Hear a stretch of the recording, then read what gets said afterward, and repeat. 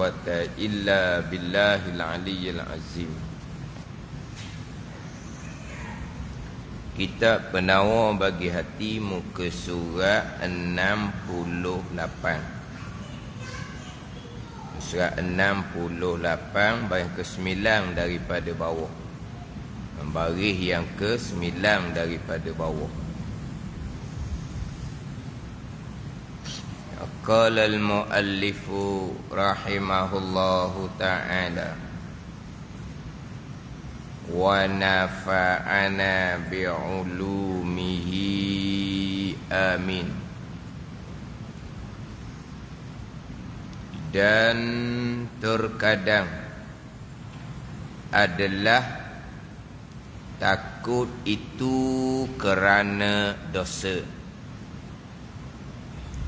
dan terkadang ada ia takut kerana mengenal sifat Allah Ta'ala.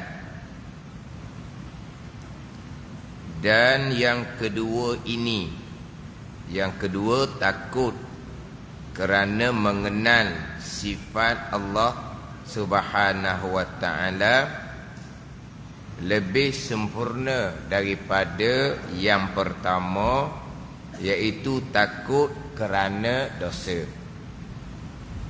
Kerana bahawasanya orang yang mengenal akan Allah Ta'ala tak dapat tiada takut ia orang yang mengenal akan Allah, akan dia, akan Allah.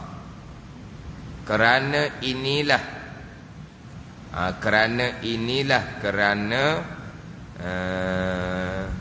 takut akan Allah Subhanahu wa Ta'ala, kerana mengenal sifat Allah ni lebih sempurna daripada takut akan Allah kerana dosa. Berfirman Allah Subhanahu wa Ta'ala,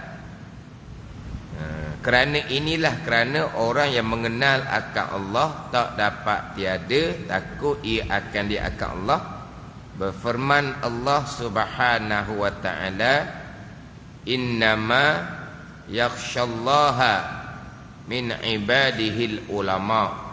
Artinya hanya senya takut akan Allah Subhanahu wa Ta'ala daripada segala hambanya, hamba Allah. Takut ni oleh sekalian orang alim, orang yang berilmu. Dan bahawasanya takut itu mengikut pengenalan, mengikut makrifat. Barang siapa yang banyak pengenalan, nescaya banyak takutnya. Dan barang siapa sedikit pengetahuannya, sedikitlah oleh takutnya. Dan terkadang ia adalah takut itu kerana dosa. Dan terkadang ada ia takut ni kerana mengenal sifat Allah Subhanahu wa Ta'ala. Dan yang kedua ini, takut akan Allah kerana mengenal sifat Allah lebih sempurna daripada yang pertama, daripada takut akan Allah kerana dosa. Jadi sekarang ni pembicaraan sifat mahmudah yang kedua, iaitu sifat khauf, sifat takut akan Allah Subhanahu wa Ta'ala. Takut akan Allah Subhanahu wa Ta'ala. Sifat mahmudah yang pertama iaitu taubah. Ini sifat mahmudah yang kedua, khauf, takut akan Allah Subhanahu wa Ta'ala. Nanti dia akan pergi pula kepada gegu kepada khauf, iaitu raja. Dia akan pergi pula nanti kepada regu kepada khauf, iaitu raja. Antara khauf dan raja ni ketika manakah seimbang, ketika manakah dituntut lebih takut daripada harap, ketika manakah dituntut lebih kuat harap daripada takut. Antara khauf dan raja, ada ketika seimbang. Ada ketika kena lebih takut daripada harap. Ada ketika kena lebih harap daripada takut. Ini antara khauf yang dia akan bicara di hadapan hak raja. Takut akan kemurkaan Allah, takut akan seksaan Allah Subhanahu wa taala, harap akan rahmat dan keampunan Allah Subhanahu wa taala.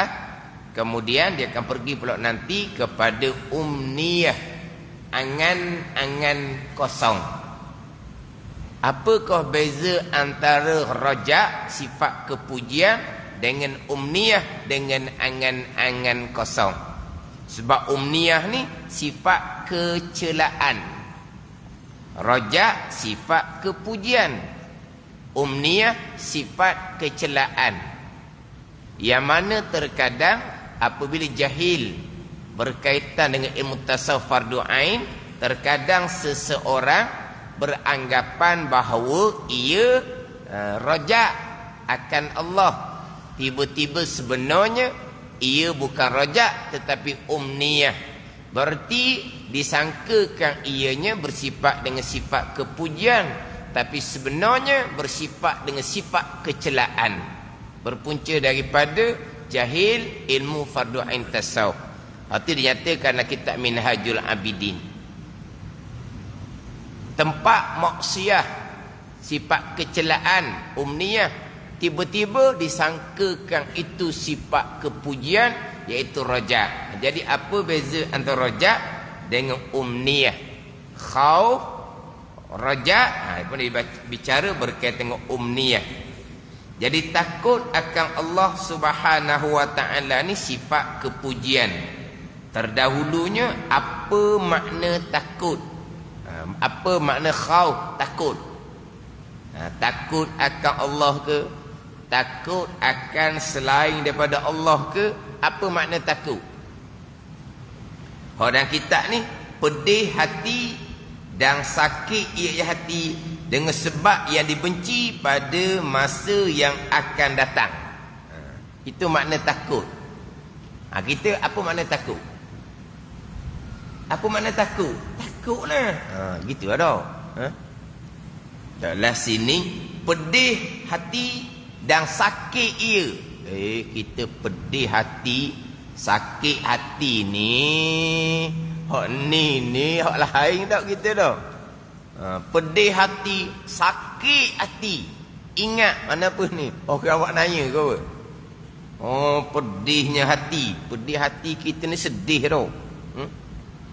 Sakit hati, tu nak marah tu. Ke mana? Pedih hati. Apa pedih hati? Pedih hati, sedih lah. Ke mana? Sakit hati. Kecewa lah sakit hati. Ada kita faham lah. Takut gitu je lah. Tapi didatangkan makna takut, pedih hati dan sakit hati. Dan sakit ia hati dengan sebab yang dibenci, perkara yang dibenci pada masa yang akan datang. Ni. Kalau takut akan Allah ni dengan sebab perkara yang dibenci pada masa akan datang, kena seksa nanti. Ni. Bila takut akan seksaan Allah pada masa lagi akan datang, seksaan Allah ni perkara yang kita benci. Kita pun takut akan seksaan Allah pada masa akan datang. Itu khauf. Tapi terjemah pedih hati, sakit hati ni ialah kita faham dah makna takut ni. Pedih hati lain kitanya, sakit hati lain kitanya. Tapi tak apalah, kita faham. Takut ni kenapa? Takut ni dengan sebab perkara yang dibenci pada masa lagi akan datang. Kalau contohlah, kalau kita takut kepada makhluk, kepada asbab, gitu juga. Takut kita apa ni? Ditangkap ke apa? Buat salah, sembunyi. Sebab apa sembunyi? Sebab perkara yang dibenci ni apa? Kena tangkap, kena kurung, kena sebab, contohnya. Kita ada. Ni makna takut. Tapi sini kita bicara takut akan Allah. Cuma makna takut. Makna takut. Kita sebut takut tu tak payah makna dah, kita faham dah. Sebut takut kita faham dah, tak payah dah makna dia. Jadi kalau kata takut, tadi sebut selain daripada Allah lah. Takut selain daripada Allah tak ada apa tu. Memang kita takut. Takut kepada seseorang. Takut pada seseorang. Tengok orang jahat kita takut. Tengok orang bekeng kita takut. Tengok orang mengamuk kita takut. Tengok orang mabuk kita takut. Takut. Tengok orang mabuk muka dia merah je, takut. Takut sebab apa ni? Dengan sebab yang dibenci pada masa akan datang. Dipukul kita kan? Sebab orang mabuk ni, kita terpandang dia beranggapan kita macam sengaja ni. Gitulah bagi dia orang mabuk ni. Takut. Tu takut kepada selain Allah. Makna takut lah tu. Dalam bab takut ni, semetelah orang perempuan, lagilah banyak perkara yang dia takut. Takut tu takut kepada makhluk. Takut pada selain daripada Allah. Selain daripada Allah ni, orang jahat ke, orang bekeng ke, orang mengamuk ke, orang mabuk ke, makhluk tak boleh bagi mudarat. Sebab apa? Ad-dar, an-nafi', ad-dar, yang beri manfaat yang mudarat hanyalah Allah Subhanahu wa ta'ala. Tapi kenapa takut kepada selain daripada Allah yang tidak boleh bagi manfaat, yang tidak boleh bagi mudarat? Itu maksud apa? Takut kepada asbab. Itu tak ada salah. Itu tak ada salah lah. Macam bicara minggu lepas lah. Kecoh dahulu, takut akan qawi, syirik kepada Allah. Tu memang karuk sangat-sangat. Karuk macam mana? Yang bawa tu orang yang ceramah agama. Kita ambil pengajaran molek. Nyata jahilnya dalam bab agama. Takut akan qawi, letak syirik. Seolah-olah tidak pernah takut akan makhluk. Walaha ular, kala, jengking, takut belakanya. Apa ada ni? Samalah tu. Qawi ke, ular ke, kala ke, jengking ke, makhluk tak bekas, tak takut. Tak takut apa? Kejut, pucat. Tersempok dengan ular. Kejut, pucat. Tak lena tidur, termimpi-mimpi. Ada ni, trauma. Orang ragu contohnya, letak pisau tekok contohnya, takut pucat muka. Trauma mana? Walaha pisau ke, apa ke, makhluk tak boleh bekas. Pisau tidak boleh mencederakan. Yang mencederakan perbuatan Allah. Tapi bukan setakat takut, trauma. Lepas tu trauma lebih dia takut lah. Kepada apa? Kepada pisau. Pisau makhluk tak bekas. Tu lah. Tak ada salah pun. Boleh takut pada qawi jadi syirik. Tu memang karuk sangat lah. Jahil sangat. Seolah nak tahu ni. Tambahan pula dalam kitab Minhajul Abidin, takut ni termasuk di dalam perkara yang ittirari dia panggil. Ittirariyah, bukan ikhtiariyah. Kita biasakan satunya ikhtiariyah, satunya ittirariyah. Ikhtiariyah ni perkara yang pada zahirnya kita yang memilih dan melakukan. Ittirariyah ni perkara yang terjadi tanpa kita yang memilih. Itu ittirar dia panggil. Ikhtiariyah ni perkara yang pada zahirnya kita yang memilih dan kita yang melakukan. Jadi dalam kehidupan kita ni banyak perkara yang ikhtiariyah. Gerak diam, kita memilih, kita yang melakukan. Ni hak berlaku di kita ni. Kita memilih, kita melakukan. Ikhtiariyah pada zahir. Ittirariyah ni yang terjadi tanpa kita memilih. Contoh dalam kitabnya, tersepak, terjatuh. Tersepak, terjatuh, ittirariyah. Orang yang demam, orang yang kesejukan, dia kenaling, gerak tubuh, ittirariyah. Debur, dak dada, ittirariyah. Ittirariyah lagi contoh orang OKU. Orang OKU tu kan, kepala dia bergerak, ittirariyah. Parkinson, ittirariyah. Maka tak ada hukum syarak situ. Tak ada hukum syarak. Kalau ada hukum syarak, ikhtiyariyah. Perkara yang kita memilih ada hukum syarak. Ittirariyah tidak ada hukum syarak. Pandai ni. Tidak ada hukum syarak pada perkara ittirariyah sebab kita tidak memilih untuk melakukan. Tersepak, pecah kaki, tak ada salah apa pun. Terjatuh, patah, tak ada salah apa pun. Sengaja sepak kerana kita mengamuk, kaki kita pecah, hukumnya haram kerana mencederakan diri. Tersepak, pecah juga kakinya, cedera juga, tapi kita bukan memilih, maka tidak ada hukum di situ, ada kesalahan di situ. Dia sembahyang, oleh kerana dia OKU, ketika sembahyang kepala dia bergerak ketika membaca Fatihah. Bergerak 3 kali betul-betul dengan anggota besar umpama kepala, batal sembahyang. Ikhtiyariyah batal lah. Ini ittirariyah tak batal walaupun 100 kali pun dalam sembahyang dia. Bapa bukan dia memilih, tak ada hukum. Ittirariyah tak ada hukum, ikhtiyariyah baru ada hukum. Jadi takut ni ittirariyah tak ada hukum. Dok, kita ni satunya takut, satunya berani. Boleh tak kita memilih untuk takut, kita memilih untuk berani? Boleh. Satu perkara yang kita boleh memilih. Contoh kalau kita cakap orang perempuan hak takut tu lah, buat gak berani, boleh. Boleh tak perempuan tu memilih untuk buat berani? Tak boleh. Berani sama, takut sama, dia panggil ittirariyah. Tak ada hukum, tak ada salah pun. Tiba-tiba takut pada kawin syirik ia berhukum. Oh tu kata pelik sangat. Pelik sangatlah. Sebab tak ada hukum. Sebab bukan pilihan kita. Bukan pilihan.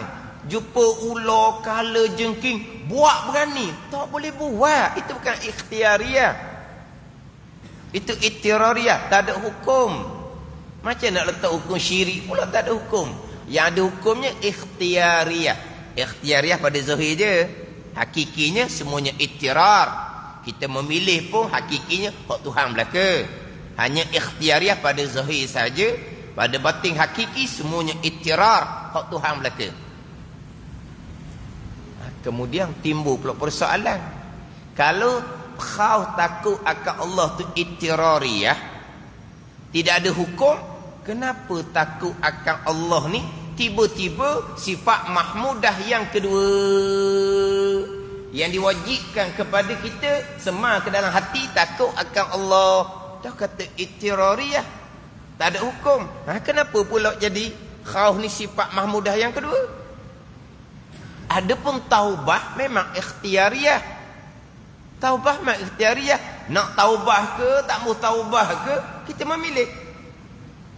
Nanti sifat yang 3 zuhud. Zuhud pun kita yang memilih. Hati nak berpaling daripada dunia, hati nak tamak pada dunia, itu kita boleh memilih. Jadi takut akan Allah ittirariyah. Tapi kenapa tiba-tiba sifat mahmudah yang kedua diwajibkan kepada kita sema sifat khauf dalam hati? Dalam kitab Minhaj, yang wajibnya adalah muqaddimah bagi khauf. Itu yang wajib. Apa muqaddimah bagi khaufnya? Yang pertama, kita kena tahu manakah dosa. Yang kedua, kita kena tahu beratnya seksaan di hari akhirat kerana dosa kita. Yang ketiga, kita kena tahu bahawa kita tidak mampu untuk menanggung seksaan Allah yang amat pedih. Itu wajib pada kita. Itu dia panggil muqaddimah, pendahuluan kepada khauf. Jadi yang wajib pada kita adalah muqaddimah dia. Belajar molek-molek biar kenal mana dosa. Dosa akidahnya mana, dosa zahir fiqhnya mana, dosa batin tasawufnya mana. Kemudian kita kena belajar, kena tahu macam manakah pedihnya seksaan neraka. Kita belajar kan macam mana seksaan di alam barzah. Kita belajar kan berkaitan dengan beriman hari kesudahan, macam mana pedihnya seksaan neraka. Kemudian kita kena ingat bahawa kita memang tidak mampu untuk menanggung seksaan neraka Allah Subhanahu wa ta'ala. Ini dipanggil muqaddimah kepada khauf. Hak ni hak wajib pada kita. Hak ni hak wajib. Yang pertama, kena tahu dosa. Yang kedua, kena tahu seksaan kerana dosa. Yang ketiga, kena tahu kita tidak mampu untuk menanggung seksaan. Itu dia panggil muqaddimah. Daripada situlah barulah timbul takut. Jadi yang menjadi kewajipan sebenarnya adalah muqaddimah kepada khauf, bukan khauf sendiri. Sebab khauf sendiri takut benda yang itirariyah. Benda yang tak boleh nak buat. Takut, berani tak boleh nak buat. Macam tadilah bicara bab takut kepada makhluk. Jangan takut pada makhluk. Nak buat macam mana? Kalau kita kata tengok anak kita tak sedar kitanya, dia pergi pegang benda tajam, terkejut kitanya sebab dia pegang benda tajam. Takut kitanya, takut cedera dia. Cedera kenapa? Kerana benda tu tajam.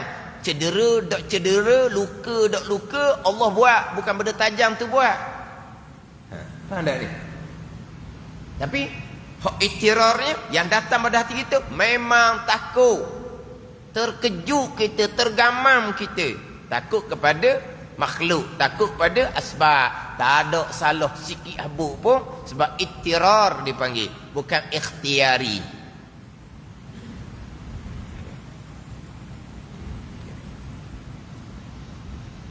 Cuma dalam kitab Minhaj ni dia memang panjanglah bicara khauf dan rajak. Di Aqabah yang kelima. Kalau Minhajul Abidin hak Jawi Syekh Daud terjemahan tu, muka surat 97. Dia sudah Aqabah yang kelima daripada 7 Aqabah dalam kitab Minhajul Abidin, khauf dan rajak. Panjang.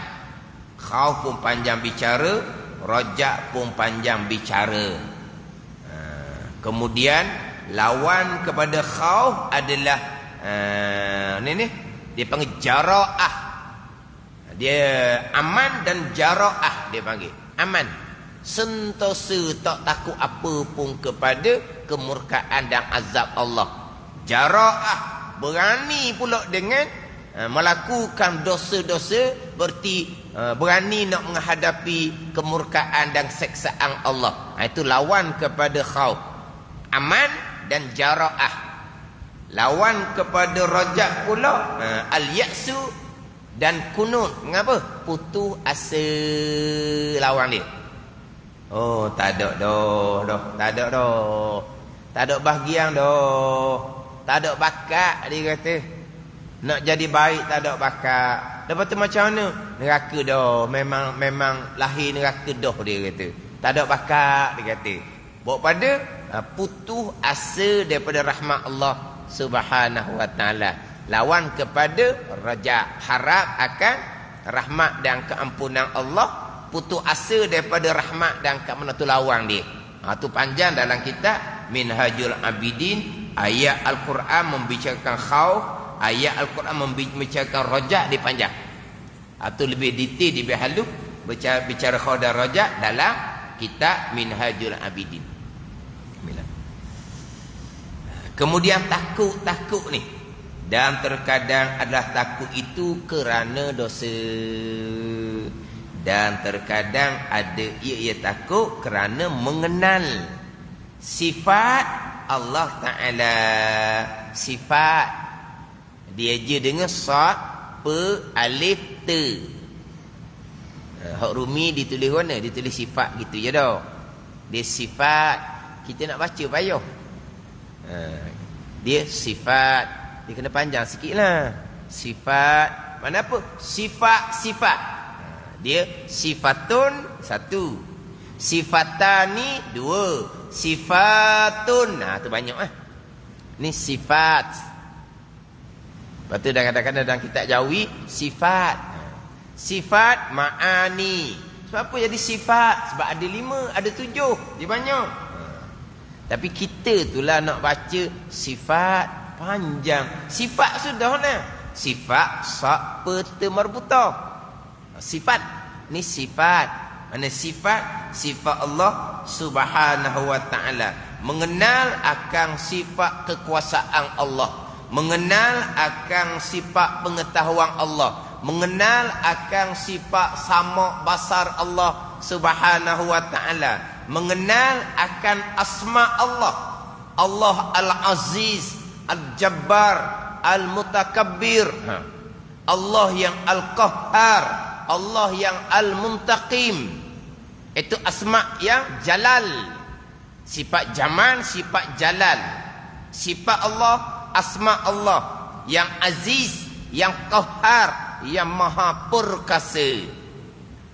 Al-Jabbar, Al-Mutakabbir. Al-Mutakabbir ni yang memiliki segala keagungan. Al-Muntaqim. Al-Muntaqim ni yang memberi balasan yang keras kepada orang-orang yang berdosa. Itu Al-Muntaqim.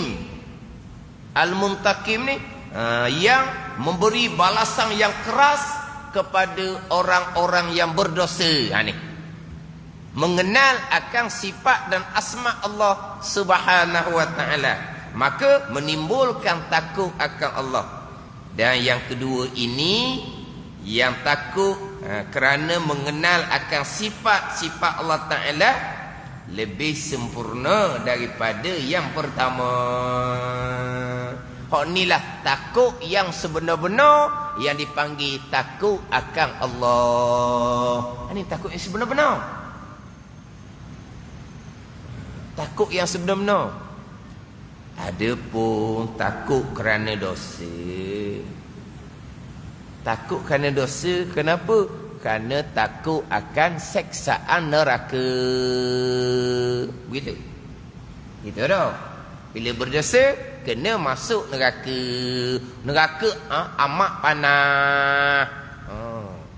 Kira-kira balik, tu bukan takut akan Allah gitu. Dah takut apa? Takut akan makhluk Allah. Takut makhluk Allah kok mana? Dan neraka tu kan makhluk Allah kan? Neraka tu makhluk Allah. Tiba-tiba takut dengan kepanasan api neraka. Takut dengan kepanasan api neraka. Kan cerita tadi kan? Muqaddimah pendahuluan takut, kena ingat seksaan api neraka Allah. Kita boleh tak nak tahan api atas dunia? Letak jari atas api. Boleh tak nak tahan api dunia? Tak boleh nak tahan. Lepas tu boleh tahan tak api neraka Allah Subhanahu wa taala? Sangat pedih api dunia pun tak boleh kita nak tahan dah. Api neraka Allah. Tapi pembicaraan api dunia ke, pembicaraan api neraka ke, itu semua pembicaraan makhluk. Pembicaraan makhluk. Api panah. Api panah ke Allah yang buat panah? Neraka panah. Neraka panah ke Allah yang menjadikan panah? Dunia ke akhirah ke makhluk tak bekas? Dunia api, akhirat neraka. Api dunia makhluk, neraka makhluk. Makhluk tak bekas. Pada ni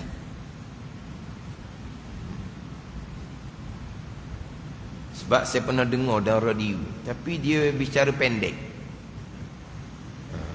Kita jangan takut pada api neraka, dia kata. Sebab api neraka tak boleh bekas. Dia berhenti setakat tu je. Lepas tu dia pun sambung bicara lain.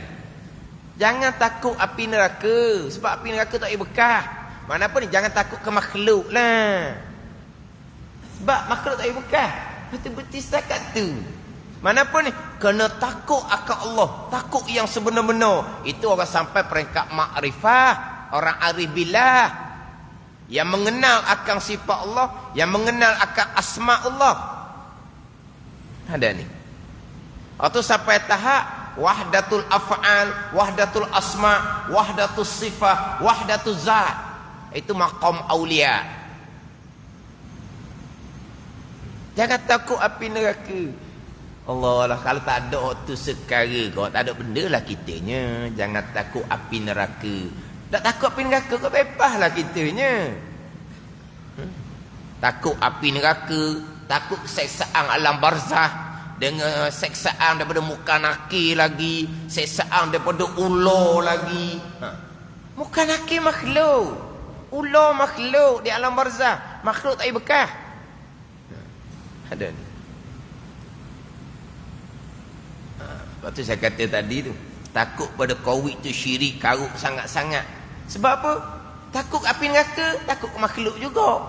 Takut pada muka nakir, takut ke makhluk juga. Takut kepada ular di alam barzah, takut pada makhluk juga. Akhir mana tu? Takut pada kawit, takut pada makhluk syirik sebab makhluk tak bekas. Dah takut kepada neraka, takut kepada muka nakir. Nak kira mana? Tu kata karut sangat. Tapi alhamdulillah orang ni dia kata pada masa Covid itu keluarlah bagai-bagai orang agamawan yang menonjolkan kejahilan. Dia anggap sebagai orang agamawan, tapi pada masa itulah tertonjolnya kejahilan. Ya, tertonjol kejahilan.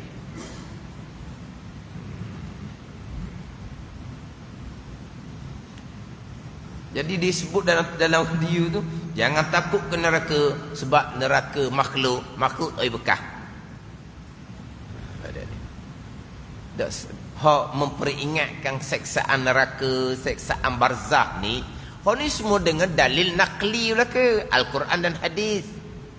Yang menceritakan berkaitan seksaan neraka, seksaan barzah. Samalah juga, ini bicara bab takut kepada makhluk. Yang kedua bicara bab kita buat amal ibadah ni kerana Allah ke kerana makhluk Allah. Ni dia ada dua. Kita buat perkara yang Tuhan perintah, kita tinggal perkara Tuhan larang kerana takut akan Allah ke takut akan neraka Allah. Kita buat kewajipan, kita tinggal larangan kerana Allah Ta'ala ke kerana makhluk Allah, balasan syurga. Itu dua peringkat belaka tu. Kita buat Tuhan suruh, tinggal Tuhan larang. Lillahi Ta'ala, dalam niat kita tu lah, Lillahi Ta'ala. Lillahi Ta'ala ke kerana nak syurga Allah. Nak syurga lah. Syurga tu makhluk. Syurga tu makhluk. Pada ni. Jadi nak kepada makhluk, takut kepada makhluk, takut ke neraka. Nak kepada makhluk, nak syurga. Dalam syurga pula nak bidadari.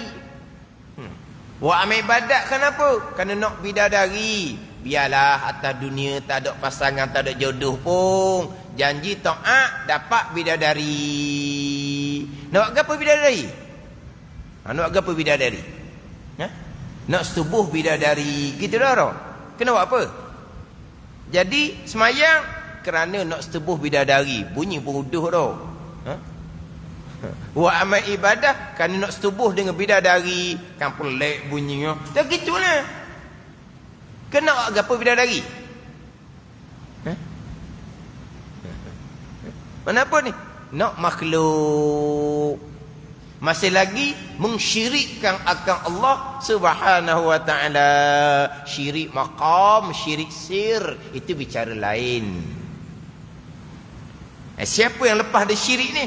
Orang sampai maqam aulia, maqam fana, fanaul fana, maqam baqa, maqam aulia dan maqam para sahabat radhiyallahu anhum. Sudah bicara lah tu.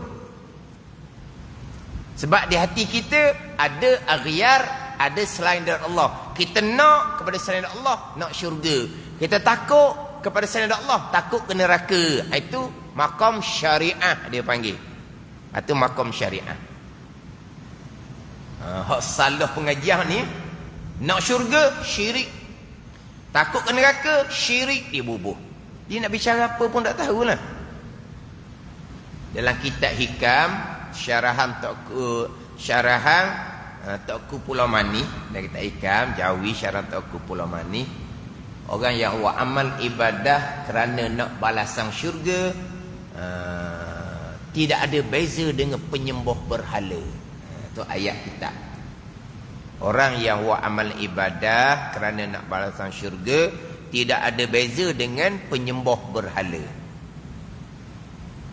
Kalau baca sendiri kok, ni syirik lah ni, syirik kafir. Dah penyembah berhala kan? Ni kena huraian, tak ada beza dengan makna apa. Penyembah berhala, dia beranggapan berhala bagi manfaat. Orang yang beribadah nak syurga, kan dia beranggapan syurga bagi nikmat ke dia. Ada ni. Berhala selain daripada Allah, syurga selain daripada Allah. Orang semua berhala beranggapan syurga bagi orang semua berhala beranggapan berhala bagi manfaat. Hak ni pula dia amal ibadah beranggapan syurga boleh bagi manfaat, syurga boleh bagi makan sedap, syurga boleh bagi minum sedap. Dia beranggapan makhluk bagi manfaat. Dia tak ada beza, seumpama itulah.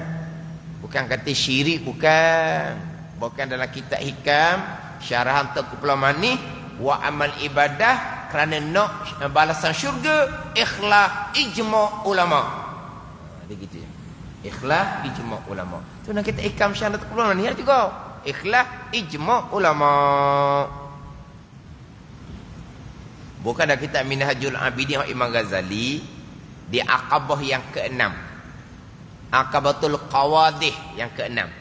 Khaw darajat Aqabah yang ke-5 dalam kitab Minhaj. Aqabah yang ke-6 Aqabatul Qawadih, membicarakan riya, ujub, membicarakan ikhlas dan zikrul minnah, ingat akan kurniaan Allah. Maka ikhlas dalam kitab Minhaj dua. Satunya ikhlas amal, wa amal ibadah semata-mata redha Allah Subhanahu wa taala. Yang kedua ikhlas menuntut pahala, tu nama dia. Dia bagi dua. Ikhlas amal, wa amal kerana nak tuntut redha Allah. Yang kedua, nama ikhlas tu ikhlas menuntut pahala. Tu nama ikhlas menuntut pahala.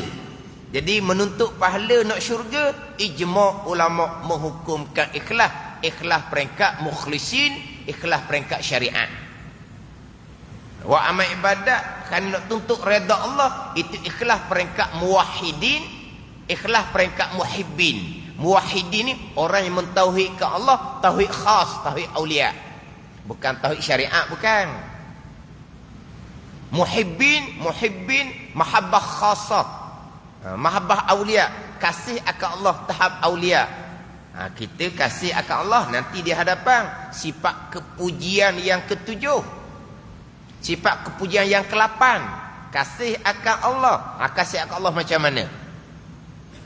Kasih akan Allah ke kasih akan balasan syurga Allah?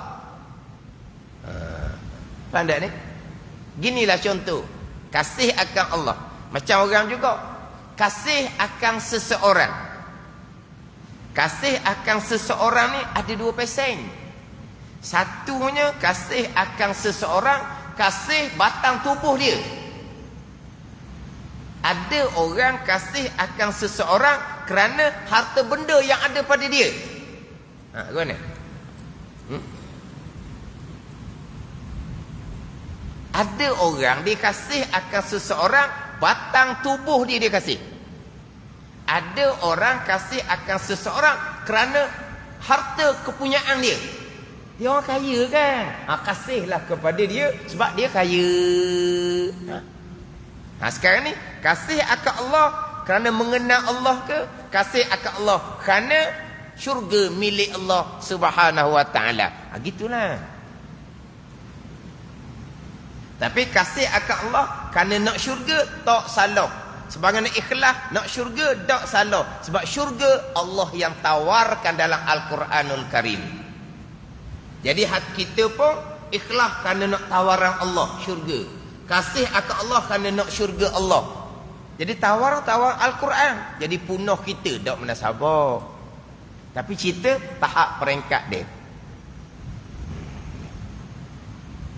Takut sama, ikhlas sama, mahabbah kasih akan Allah sama. Macam contoh tadilah, kasih akan seseorang kerana harta dia. Salah ke? Salah ke seseorang kasih akan seseorang kerana harta? Salah. Kenapa nak salah kan? Sebab seseorang ketika dia memikat seseorang, dia tayang harta dia. Maka orang tu pun kasih ke dia kerana harta. Tak salah lah. Nak dapat orang kasih sungguh-sungguh bukan kerana harta dia, kena buat macam cerita P.Ramlee. Tahu cerita P.Ramlee? Hok dibubuh dalam apa ke? Kukusang apa ke? Hok kain tu lah, kain tu apa ke? Dipanggil apa? Bukan bungkusan ke apa ke? Cerita P.Ramlee tu kan, P.Ramlee tu anak raja kan? Kan cerita dia. Kena buat gitulah. Gi kapung orang, pakai kereta buruk ke, motor buruk ke, nyamuk orang susah. Tengok siapa nak? Siapa nak? Ke mana? Kerja apa? Kerja dereba. Dereba orang tambuh. Kerja dereba. Dereba kapal terbang. Itu cerita kelakar lah. Jadi orang pun nak ke dia kerana dia banyak harta. Tak nak salahkan perempuan tu, sebab kamu yang tayangkan harta kamu. Tapi lama-lama bila berkahwin saja, suami yang baik, akhirnya dia kasih akan suami bukan kerana harta lagi. Suami tidak diuji dengan harta habis pun dia tetap setia, sebab dia sudah kasih akan diri suami. Asal dia kasih akan harta. Samalah. Asalnya nak pahala, nak syurga, nak pahala, nak syurga. Akhirnya kasih akan Allah Subhanahu wa taala kerana makrifah akan sifat Allah dan asma Allah Subhanahu wa taala. Jadi hak sini dia ada peringkat-peringkat dia lah.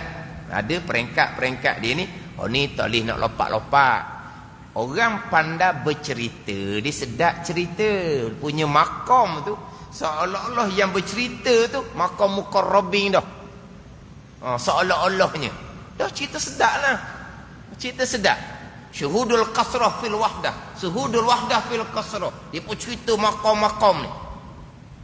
Ahwal-ahwal ni. Dia cerita pandai macam dia Tok Wali dah. Hak tukang dengar pula terakak punggung macam Tok Wali juga. Kalau orang pandai cerita. Ada ni. Orang pandai cerita macam gini tempat orang ni. Tempat orang hak. Inilah hak jenis-jenis motivasi nak jadi kaya ni kan. Abang apa tu? Dia punya cerita tu, hak dalam peserta program dia tu macam kaya dah. Keluar-keluar naik motor buruk je. Tapi masa duduk dalam tu macam kaya dah. Cumanya dia angkat, dia lambung duit, kaya. Hak peserta tu, Allah, macam kaya dah. Duit tak ada sekeping habuk pun. Ada mana? Dia mainkan perasaan. Dia mainkan perasaan. Orang pandai berbicara, dia main perasaan. Akhirnya kita lupa diri kita yang sebenar, yang banyak dosa, yang jauh daripada Allah Subhanahu wa taala. Bukan hak berat laginya, bukan banyak dosa. Dosa pun tak kena habis lagi. Bukan kata banyak dosa, memang kita banyak dosa. Tapi hak berat laginya, tak kena pun lagi hak dosa dianya.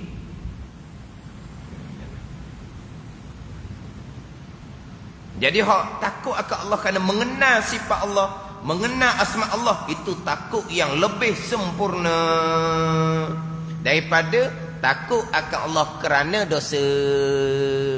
Bila takut akan Allah kerana dosa, dosa ni akan dibalaskan dengan api neraka.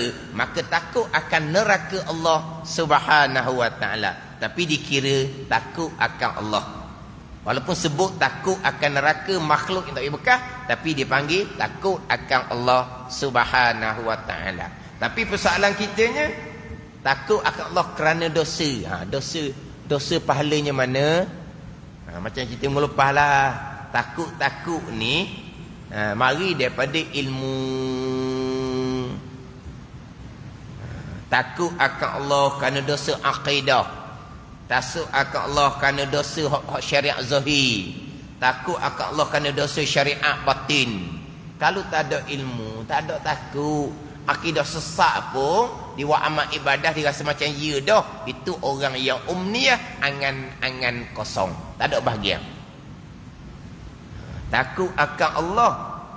Tapi orang kena jahil, tak sedar pun dahulu dia banyak tinggal semayang. Kerana contohnya orang perempuan jahil, bahik dan nipah, banyak tinggal semayang.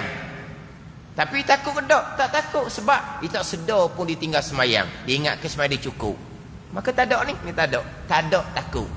Jadi takut yang pertamanya kerana dosa, kena dosa pahala.